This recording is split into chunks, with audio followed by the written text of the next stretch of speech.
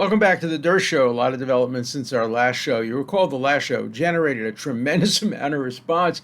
It was about the brigade, the one brigade that is fighting to defend Maripol, which we all appreciate. But that one brigade insists on having its soldiers wear a Nazi symbol called the Wolfsangel. I got a lot of letters about it, and I'll read some of those letters later. But now the shoe is on the other foot. You might argue that that show was critical of some Ukrainians, and it was, those who wear Nazi symbols. But this show is going to be very critical of the Russian foreign minister. Trivial pursuit question. How can you have one sentence that will both deeply alienate every Nazi and every Jew? Very simple. Just say Hitler was partly Jewish. The Nazis will hate that. Oh my God, our Fuhrer was Jewish. What could be worse? And the Jews, of course, inevitably would say, as I would say, oh my God, you're now accusing a Jew or a partial Jew of killing 6 million Jews. Well, Foreign Minister Sergei Lavrov managed to do that. He's the foreign minister. He's supposed to be a diplomat. And he managed to alienate every Nazi in the world and every Jew in the world, every Israeli and every right-thinking person by saying the following. Here's what he said. So what if Zelensky is Jewish? He was responding to some Spanish newspaper, said, how can you be, attacking Nazism if the president of Ukraine is Jewish? So what if Zelensky is Jewish? The fact does not negate the Nazi elements in Ukraine. Okay, that's a fair statement. There are Nazi elements in Ukraine. That's what was my last show was about. But here comes the sentence. I believe that Hitler also had Jewish blood. And then he goes on, some of the worst anti-Semites are Jews. But Hitler had Jewish blood. Maybe he has some facts that I'm not aware of. We know that Hitler's body was actually found by the soldiers in the Soviet Union, and there's a dispute about whether his head was missing or whatever. But, for all we know, the Russians may have done some DNA testing. I have a little secret for you. You can't tell whether somebody's Jewish. Particularly by DNA, you may be able to tell what part of the world they come from, what communities they belong to geographically, but there's no such thing as Jewish blood. I know Jews named Johnson and O'Reilly and Cortez, and I know Gentiles named Bernstein and Goldberg. Being Jewish is a civilization. It's a matter of culture. It's a religiously based civilization. Many Jews are religious. Many Jews are not religious. Jews are Ashkenazim who come from Poland and Germany and Lithuania and Ukraine. And Jews are Sephardim. They come from Morocco and Libya and Egypt and Iraq and even Iran. So how he managed to step into it that way, and of course the Israelis are pretty upset. I'll get to that in just a minute. But hey, I now have a new sponsor, and I want to tell you about my new sponsor before we get to attacking the foreign minister of Russia. So, do you own a small business? Do you need help growing it? Of course, if you own a small business, you need help growing it. Everybody needs help growing their small businesses. So, my sponsor is AnthemSoftware.com. It's your one-stop solution. Anthem Software helps small businesses all over America find, serve, and keep more customers profitably by providing world-class CRM software and results-focused marketing services that your business will not only grow, but dominate in the highly competitive modern world. That's AnthemSoftware.com. Every business has a song. I'm not going to sing it. Let AnthemSoftware.com help you sing yours. Visit AnthemSoftware.com to schedule your free demo of this amazing solution. Okay, so let's get back to Russia. what was he thinking? What was he thinking? Why would he alienate so many people with one sentence and one statement? Look, there have been conspiracy theories for years about, Hitler's name was Adolf. Adolf was a common name among some Jews in Berlin. Problem, of course, is that Hitler came from Austria, but nonetheless, there were also rumors that he was partly black from Africa. When you get a person like Hitler, the personification of the greatest evil in the history of the world, you're going to get myths growing up around him. Everybody loves to claim good guys, and everybody hates to claim bad guys. Or if you don't like somebody, you claim he's part of that bad group. There are some people who say that Alexander Hamilton had some Jewish heritage. There are people who say that Abraham Lincoln has Jewish heritage. It doesn't matter. What's the difference? What's the difference? If you live your life as a Jew, you're a Jew. If you the only definition of Judaism that could conceivably include Hitler is Hitler's definition, where if you had one grandparent, if you were 1/4 Jewish, whatever that means again, because we don't know what that really means. But if you're 1/4 Jewish, there's a religious definition of Judaism, of course, but that's not what they're talking about. They're talking about racial definitions. But Hitler said if you were 1/4 Jewish, you get killed. So he murdered nuns and priests. He murdered, atheists and many Christians and people of every faith. It didn't matter to him what your religion was. That's just transient. But you're born with Jewish blood, and you have racial characteristics, and that's what racism is all about. Look, it had the imprimatur of Harvard for many years. A very great scientist who was respected in his day, named Agassiz. A hall at Harvard is named after him. I don't know if it's still named after him. And I remember when I visited that hall, because my friend Stephen Jay Gould, who's a professor of anthropology, had an office in that building. And Steve took me around and showed me some of the skeletons that Agassiz kept, in order to show racial characteristics that distinguished. There was a time, particularly in the early 20s, when eugenics and racism, President Lowell of Harvard proudly calls himself a racialist. He's not a racist. Somehow seems to be a difference in perception if you're a racist or if you're a racialist. He was a racialist. He believed that race determined everything, which is why he imposed the quota against Jews and why he wanted only white Anglo-Saxon Protestants at Harvard University, managed almost to succeed in doing that until some alum and faculty rebelled against him and opened the school up just a little bit more. Even when I got there in 1964, the number of Jews in positions of high authority were minimal. There were no deans. There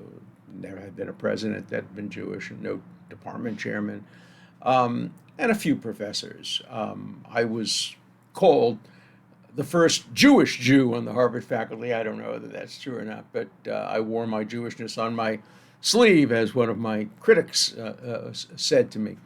But, Jewishness is not a matter of blood. It's a matter of choice. It's a matter of what you take on for yourself. It's a matter of whether you want to associate yourself with the history of the Jewish people. But what this foreign minister said, and it's this racist storm. You can imagine Holocaust survivors in Israel saying, "Oh my God, what he's telling us is that my grandfather, my great uncle, my brother was killed by a partial Jew, by Adolf Hitler, who had Jewish blood."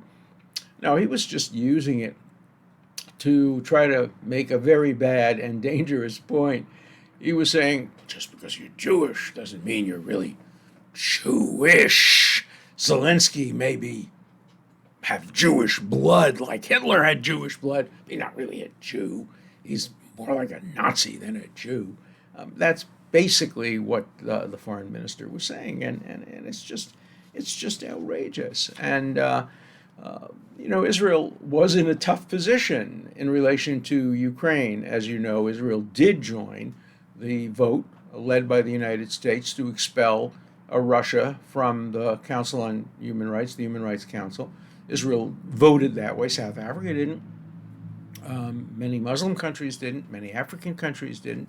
Israel did. Israel has been sending an enormous amount of humanitarian aid, but it's been trying to mediate between Russia and Ukraine because Israel's national security depends on maintaining some kind of relationship with Russia. Russia controls the airspace over Syria and Lebanon, and the Iranians are constantly trying to fly in weapons, even weapons of potential real mass impact on Israel, and Israel's been shooting them down and destroying these weapon shipments without Russian interference.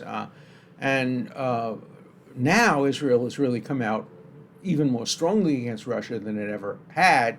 Obviously, it's on the side of Ukraine in relation to the humanitarian issues and the war issues, but now it has a real enemy in the foreign minister. And you would think if he had any intelligence, he would apologize and say, look, I misspoke. After all, if you read closely what he said, I believe that Hitler also had Jewish blood. He can say, well, my belief was wrong. I heard about it somewhere. But it was wrong. And then he says some of the worst anti-Semites are Jews. Look, there are Jewish anti-Semites. There's no doubt about that. There are African-American people who are against black progress, and there are women who are against feminism, and there are gays who haven't done enough for gay people. In fact, I live right near what used to be called the 59th Street Bridge. Now it's called, at least at the moment, the Ed Koch Bridge. Ed Koch was a great mayor of New York, highly regarded. And the hard left, AOC and all those characters, want to rename the bridge. They want to take off Ed Koch's name because they say, was closet gay. Don't know, don't care. And that he didn't do enough about the AIDS crisis. Well, if he didn't do enough about the AIDS crisis, it doesn't matter what his own background was. That would be criticism, not enough to take your name off the bridge, but enough to be critical. People were critical of him even when he was mayor. So, these are complicated issues, and the world loves simplicity. As you'll see later when I read from some of my letters, I got so many letters telling me that all the Ukrainians are Nazis, the Russians are the good guys, the Ukrainians are the bad guys. People see things in simple black and white terms. Why aren't we capable of saying, look, the Ukrainians, for the most part, have righteousness on their side. The fact that they have a neo-Nazi unit protecting Mariupol, that's a demerit. Russia, for the most part, is doing wrong, but there are some things about Russia which we can perhaps admire. Maybe it's better under Putin than it was under communism. Reasonable people can agree or disagree. My point is only that we need nuance. Stop with this picking sides. I get so much of that.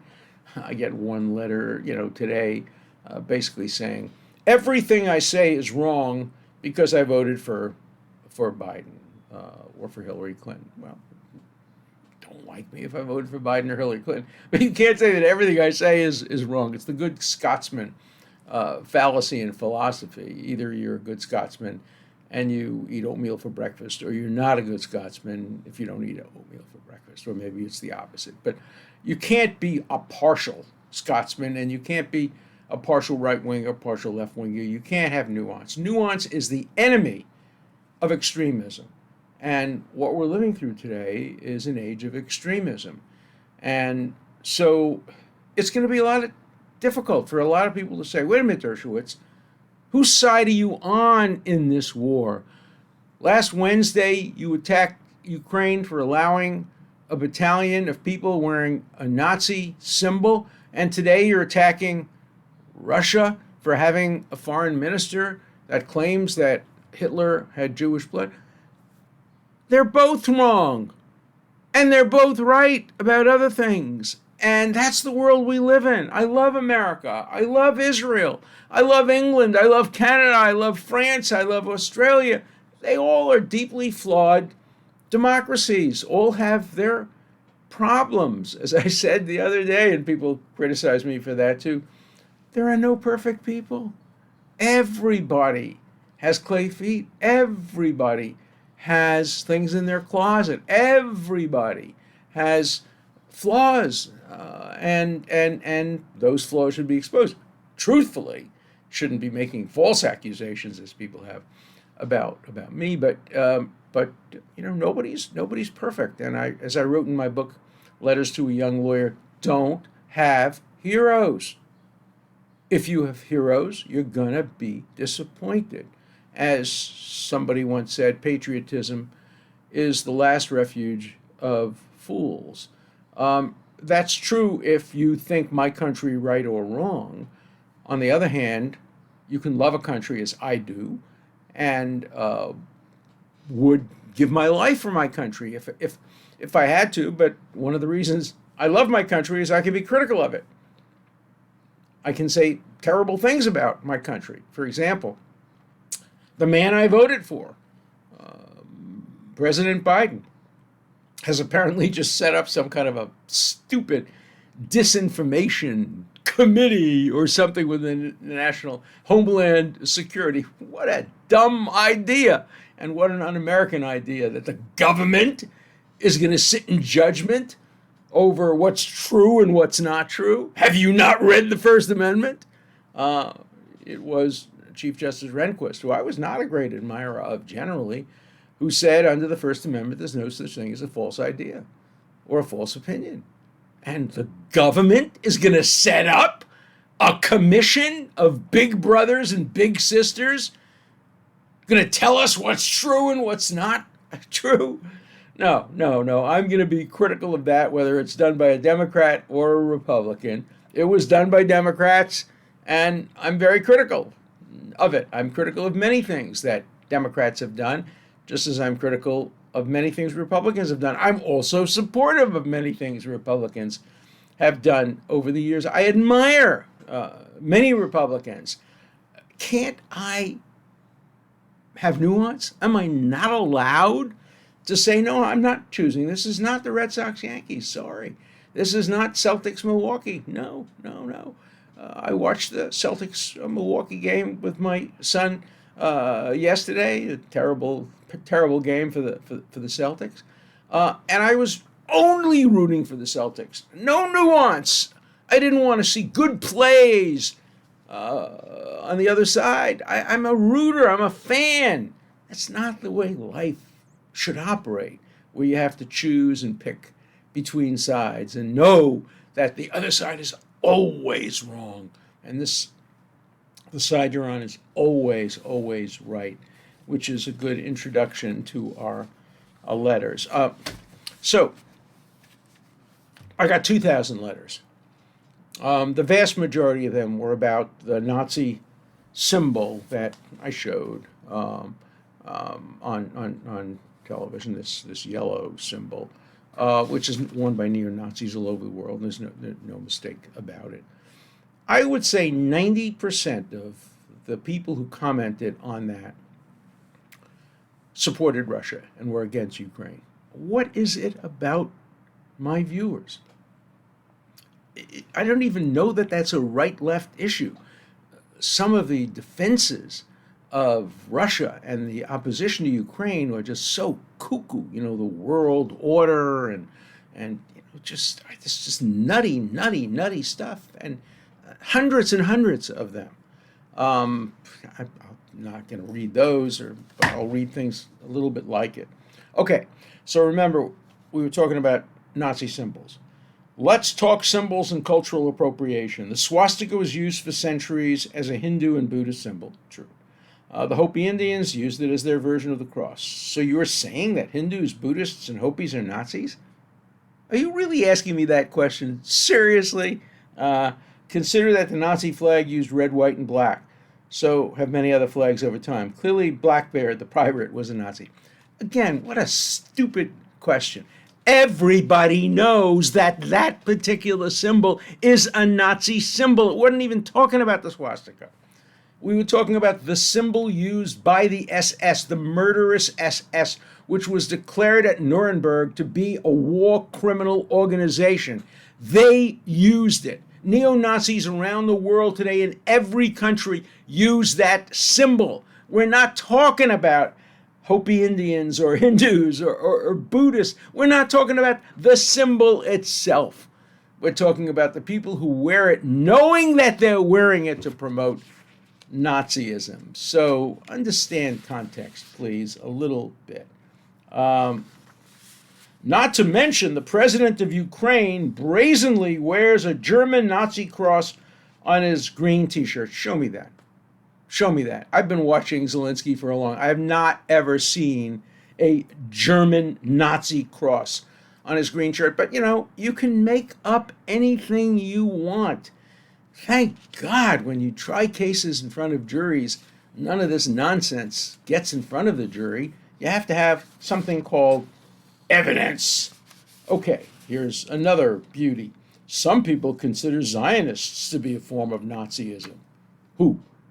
Only Nazis and anti-Semites. Obviously, Zionism is the national liberation movement of the Jewish people. It was an attempt to try to create a homeland for the Jewish people to prevent a recurrence of Nazism that had occurred because the Jews were a dispossessed people, had been thrown out of their homeland. Zionism was a national liberation movement. Is it a perfect movement? Is any movement ever perfect?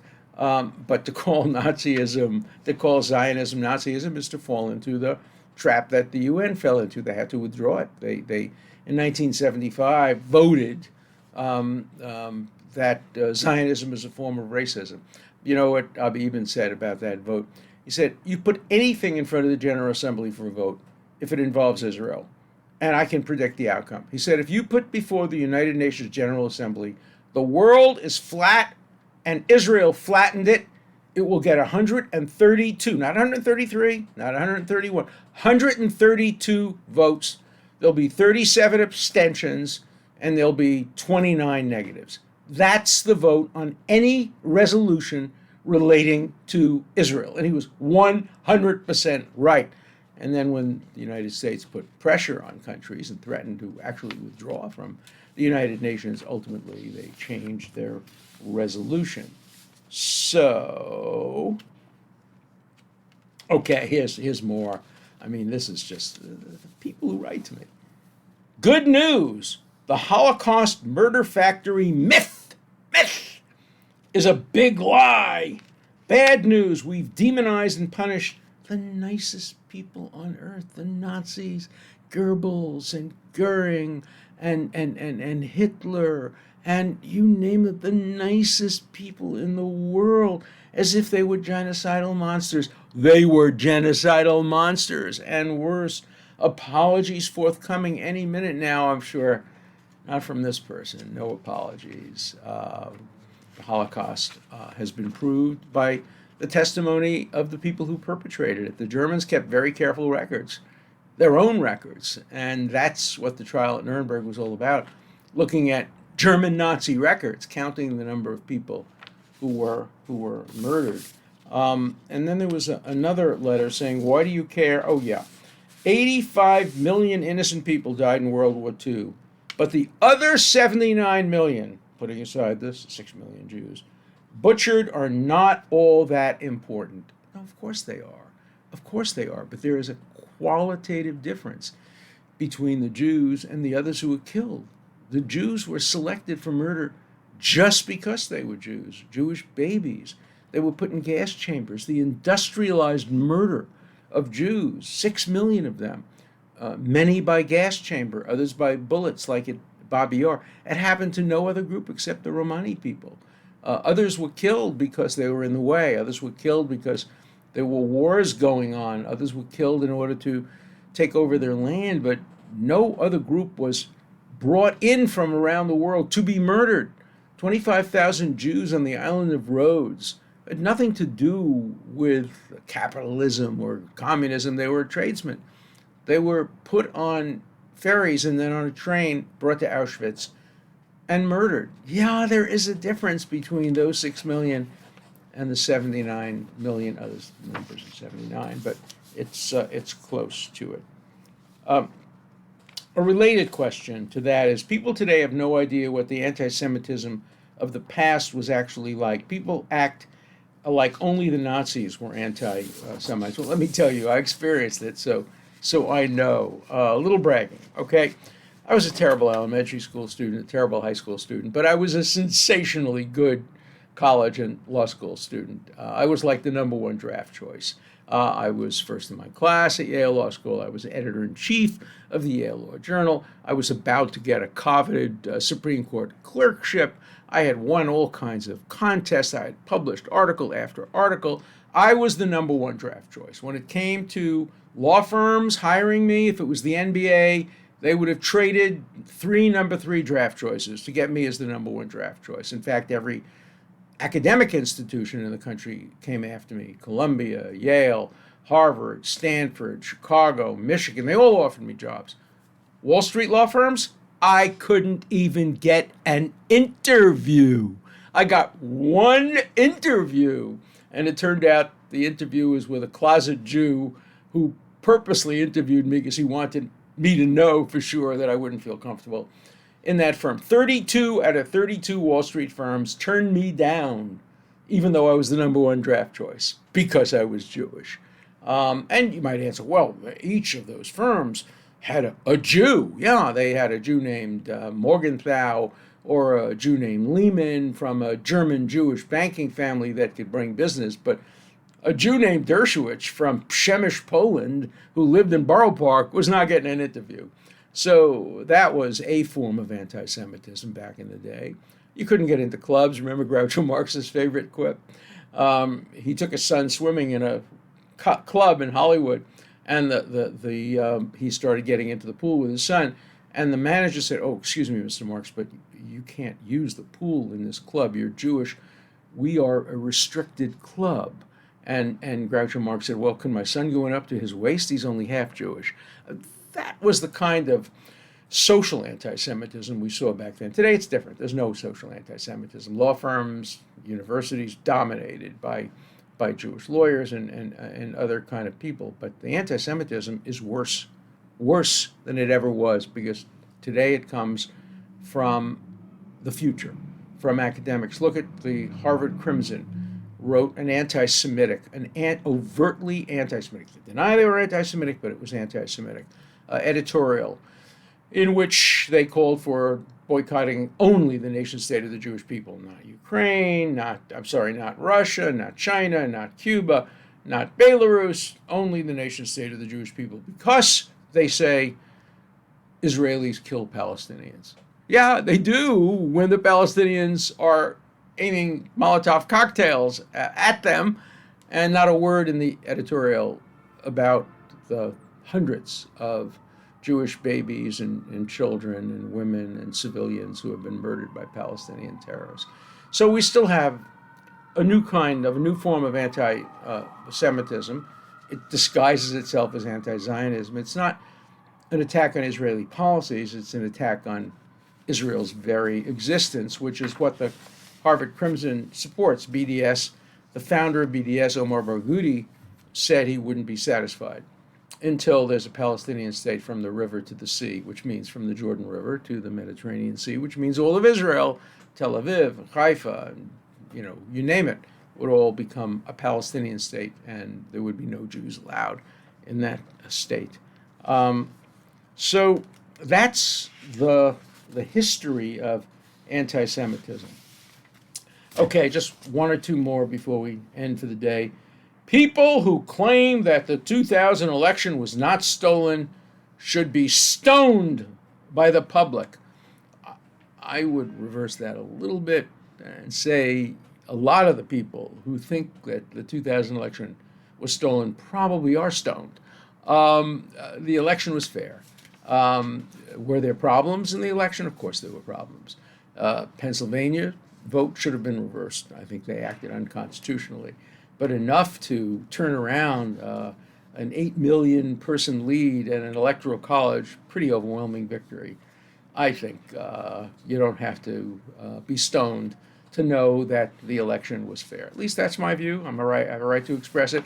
I'm defending people who disagree with me. I'm defending people one person who went into the January 6th Capitol. I'm defending Mike Lindell and others who have a different view from mine. My views aren't gospel. I have my own views. I'm not going to change them, but I'm going to defend the rights of people who express different views. Final question. Mr. Dershowitz, I have to ask, what is your motivation for posting on Rumble? Good question to end with. Rumble's great.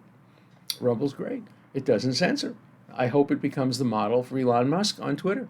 I much prefer to be on a platform in which people have the right to say really stupid things. And believe me, they exercise their right every single day in the comments that I get. I get some very thoughtful comments too.